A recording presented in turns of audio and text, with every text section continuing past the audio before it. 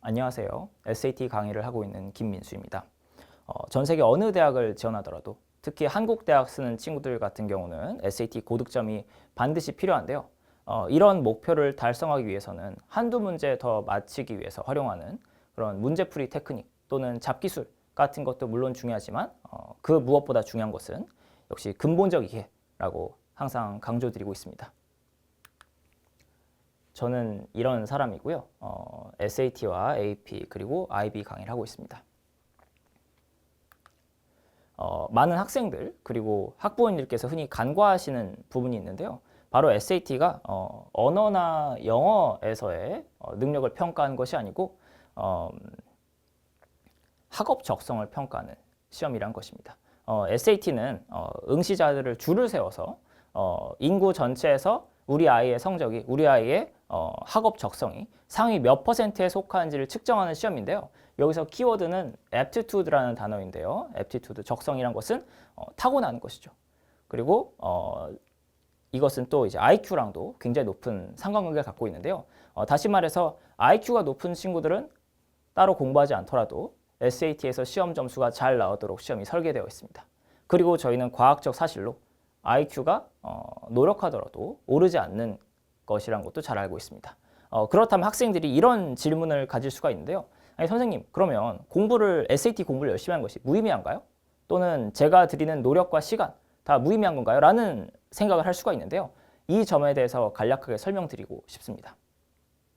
실제로 SAT와 같은 학업 적성 평가 시험의 점수 분포를 보시면요. IQ랑 굉장히 강력한 상관관계를 보실 수가 있는데요. 여기 위에 있는 표가 Y축이 IQ고요.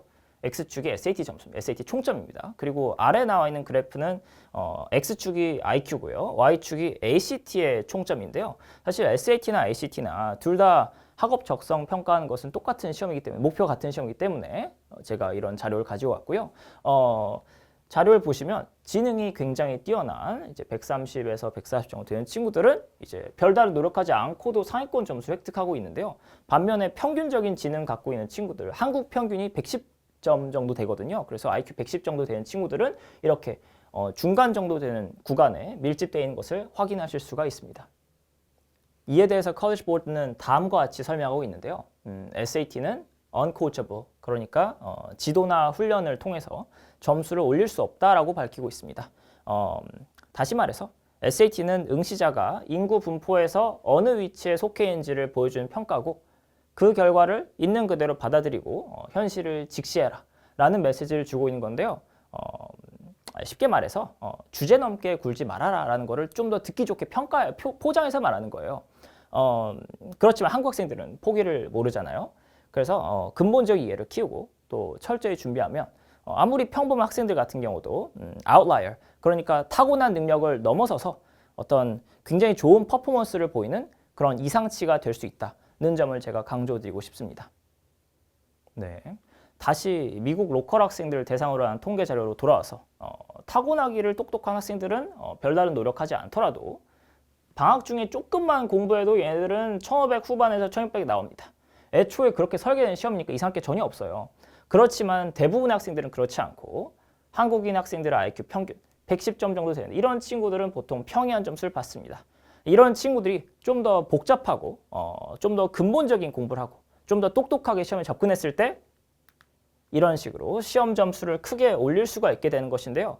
이런 평범한 학생들도 좋은 점수를 낼 수 있도록 끌어올리는 것이 저는 강사의 역할이라고 생각합니다. 원래 똑똑한 친구들이 좋은 점수 낼 수 있도록 하는 것은 누구나 할 수 있는 거고요. 그렇다면 어떻게 outlier, 이상치가 될 수 있을까요? 그 답은 제 지도 방식에서 찾아보실 수가 있는데요. 먼저 직관이나 직감에 의존해서는 절대로 안 되고요. 많은 친구들이 직감에 의존해서 문제를 풀고 있어요. 그렇지만 SAT 같은 시험에서는요. 깊은 이해, 그리고 학문적인 접근, 이 가장 중요하고요.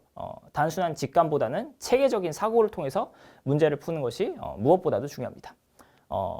마찬가지로 대학 수준의 학습 자료 공부하는 것도 필수적인데요.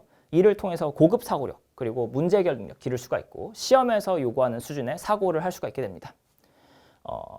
또한 지문을 한 줄이라도 건너뛰면 안 되는데요. 읽는 시간 줄이려고 지문을 건너뛰고 문제 푸는 나쁜 행동 굉장히 많은 친구들이 하고 있어요.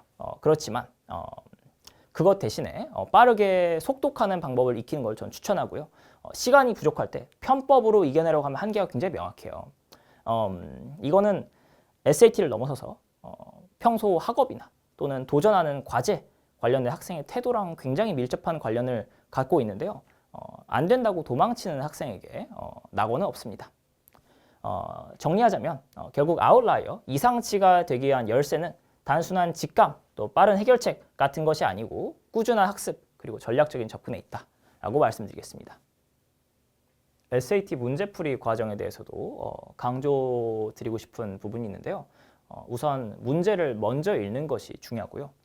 문제를 먼저 읽고 또 질문에서 요구하는 핵심 정보를 파악해야 되는데 이렇게 하면 질문 읽을 때 좀 더 집중할 수가 있게 되고요. 중요한 정보를 놓치지 않게 됩니다. 그 다음에 지문을 꼼꼼히 읽어야 되고요. 이때 한 줄이라도 건너뛰지 말고 전체 내용을 정확하게 이해한 것이 매우 중요합니다. 시간이 부족하면 읽는 속도를 늘리는 게 맞지 건너뛰면서 읽는 이런 편법에 의존하게 되면 점수가 잘 나오지도 않고요. 만약에 점수가 잘 나왔다, 그거는 플루크고 그거는 운입니다. 그 다음에 이제 문제에 대한 답안을 추론하게 되는데요. 이때 중요한 점은 논리적 오류를 피해야 되고요. 답안을 추론할 때는 직관에 의존하지 않고 논리적으로 정당한 이유를 학생이 스스로 설명할 수 있어야 됩니다. 마지막으로 자신이 생각했던 답안과 선택지를 비교하는데요. 가장 일치하는 것을 고르는 방식입니다. 이때 여러 가지 선택지를 비교하면서 가장 정확한 답을 고를 수 있게 되는 것입니다. 절대로 답을 먼저 보고 문제에 끼워 맞추면 안 된다라고 강조드리는데요. 이런 방식은 오히려 실수를 초래할 수가 있고요. 문제 푸는 과정에서 이 모든 단계들의 중요성을 이해하고 철저히 수행한다면 좋은 결과 얻을 수 있을 겁니다. 지금까지 말씀드린 내용을 정리하면 다음과 같은데요. 먼저 시험날에 운에 의존해서는 절대로 안 되고요. 대신에 근본적인 지식을 갖추는 것이 무엇보다 중요합니다. 운은 일시적인 요인에 불과하고요. 안정적으로 고득점을 얻기 위해서는 역시 철저한 준비, 그 실력 바탕으로 문제를 풀어야만 원하는 점수를 얻어서 목표하는 대학에 합격하는 좋은 결과 얻을 수 있겠습니다. 수업 중에 공부할 내용을 잠시 살펴보려고 하는데요. 여러분, SAT 독해, 리딩을 공부하기 전에 중요한 개념들을 먼저 이해를 해야 되거든요. 그 중에서 주장, argument와 설명, explanation의 차이를 명확하게 알고 있어야 됩니다. 이 두 개념은요, 리딩에서 자주 등장하는 논리적 근거의 형태죠. 여러분들이 문제를 풀 때 큰 도움이 될 거예요. 주장이란 것, argument라는 것은요, 결론을 뒷받침하는 증거를 제시하는 것인데요. 쉽게 말해서 어떻게 할 수 있나요? 라는 질문에 대한 답이 바로 주장이에요. 이때 주장의 목적은요, 결론이 맞다고 믿을 수 있는 근거를 제시하는 것에 있고요. 반면에 explanation, 설명하는 것은요, 어떤 사실이 왜 일어났는가? 라는 질문에 대한 답, 왜 그런가요? 라는 질문에 대해 답하는 것인데요. 설명의 목적은요, 그 사실이 일어난 것에 대한 원인을 이해하도록 돕는 것이죠. 그래서 이 두 가지 개념을 확실하게 구분하는 것이 리딩 문제 풀 때 굉장히 중요하고요. 주장과 설명은 서로 다른 질문에 대한 답을 제공하고 있어요. 그렇기 때문에 이를 바탕으로 텍스트를 분석하고 또 이해할 수가 있습니다. SAT 독해에서 여러분들이 이런 점을 이해하고 있다면 좀 더 효과적으로 문제 해결할 수 있을 거예요. 저희 수업 중에는 이런 conjunctive relations나 discourse markers 그리고 logic symbols, 그 논리 기호 같은 여러 어려운 내용들을 다루고 있어요. 근데 그런 이유는요, SAT 독해에서는요, SAT 리딩에서는요, 단순히 단어의 의미를 이해한 것 이상의 능력이 요구되기 때문인데요. 물론 일부 상위권 친구들은요, 이런 어떤 연구, 어학 연구와 논문 이런 거 이해하지 않고서도 직관적으로 점수를 잘 얻을 수가 있어요. 왜 그러냐면 이 친구들은 타고난 직관이 있기 때문에 빠르게 문제를 해결할 수가 있는데요. 하지만 모든 친구들이 상위권인 건 아니고요.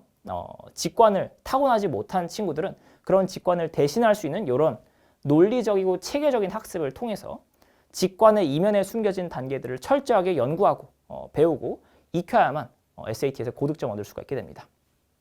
그래야만 점수를 주지 않는 컬리지 보드를 저희가 혼내줄 수가 있는 거고요. 많은 학생들이 싫어하는 문법 관련하여 말씀드리겠습니다.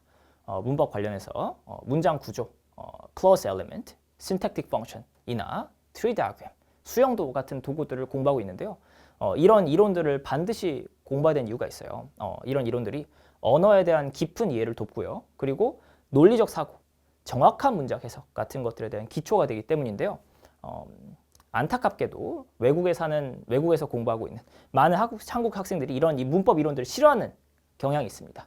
이런 이론이 어렵게 느껴지고 그리고 실제로 점수와 연결되지 않는다고 느끼기 때문인 것 같은데요. 이건 완전히 잘못된 생각이죠. 수업 중에 제가 이런 도구들의 중요성을 굉장히 강조하고 또 학생들을 혼내기도 하고요. 이론적인 이해 없는 수업은 독학만도 못하다라는 것이 제 생각입니다.